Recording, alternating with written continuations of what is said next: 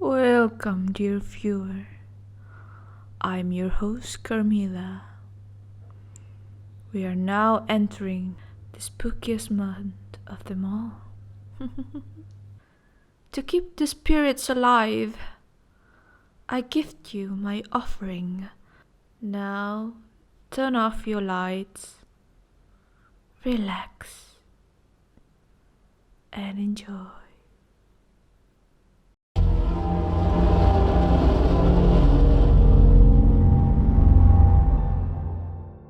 The train rolled by my porch every night. Every night it nestled me to sleep as the loud wheels zoomed past the ramshackle house we lived in. In a strange way, I view it as family. A father I never had, if you would. I grew up pretty poor. I grew up with a single mother who is a dancer. I was no stranger to her bringing home men occasionally. But one day, she brought home Jeff.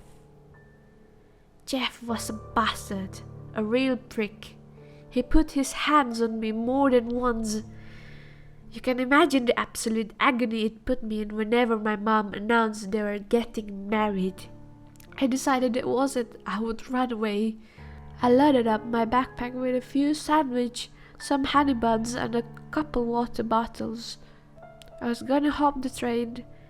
It made a stop at the rail yard a couple miles down from my house. When Mom was at work and Jeff passed out drunk in front of the TV, I made my move. I slipped out the bedroom window and ran to the rail yard.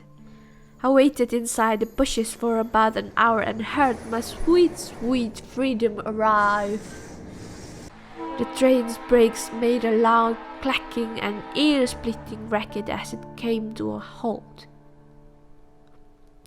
I carefully scooped out the train until I found some boxcars that looked promising. I crept as stealthily as I could and started trying the boxcar doors. They all were locked. I got to the last one and tried to open it. Locked. Suddenly there was flashlights pointed towards me and moving closer. I tried once again in a desperate attempt to open the door, and it did open. Strange, I thought. I'm positive it was locked before I was nearly caught. I quickly jumped in the boxcar. As I went to slam the door, I fell and cut my hand on some broken glass. Later to discover the piece came from a bottle of King Cobra.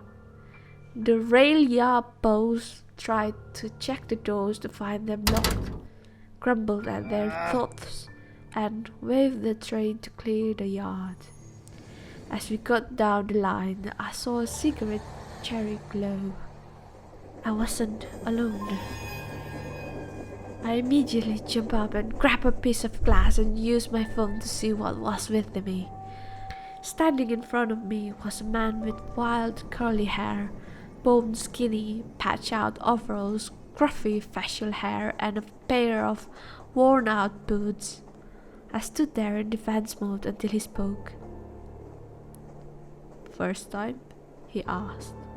His voice sounded like he gargled rocks and cigarettes. "What?" I asked. "First time?" he asked again as he pointed at my bleeding hand.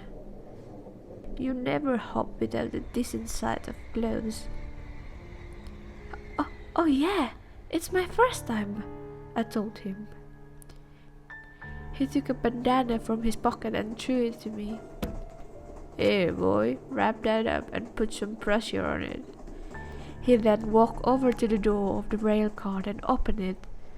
Outside was the most beautiful sight I had seen. We were over the river and the moon was resting on it, illuminating nature, and in the far distance traveling even farther. I could see the city lights disappear. "Well, boy, what's your name?" "My name is Tom, not your real name. Your real name. If you're gonna ride the rails, you need a real name." "Oh, I don't have one." "Well, I'm Paperclip. Pleased to meet you." He slyly grinned at me and dropped a loose cigarette out his mouth. I've been reading these rails for what feels like centuries. Seen a little bit of it all. Been here, been there.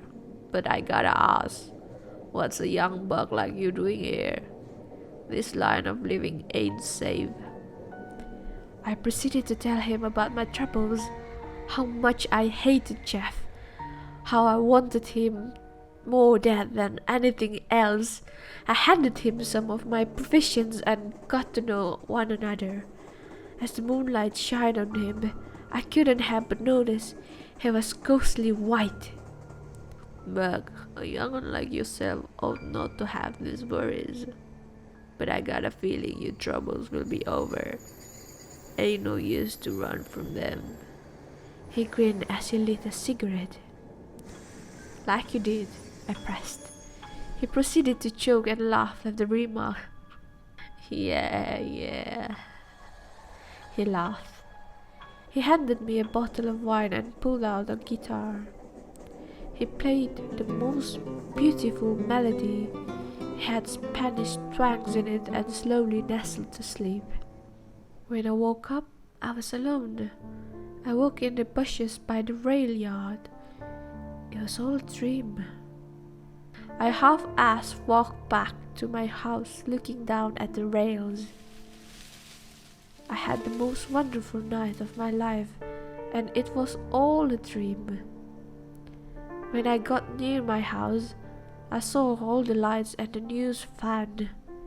My mom ran up hugging me and crying illegibly.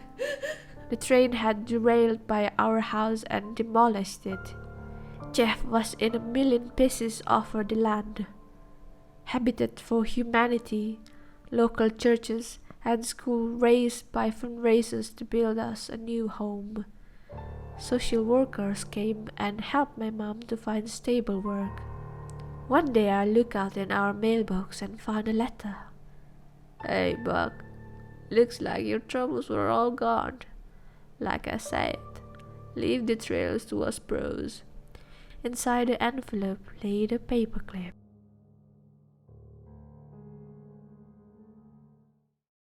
I just wanted to give my thanks to for letting me use their story to narrate, and I'll see you all tomorrow.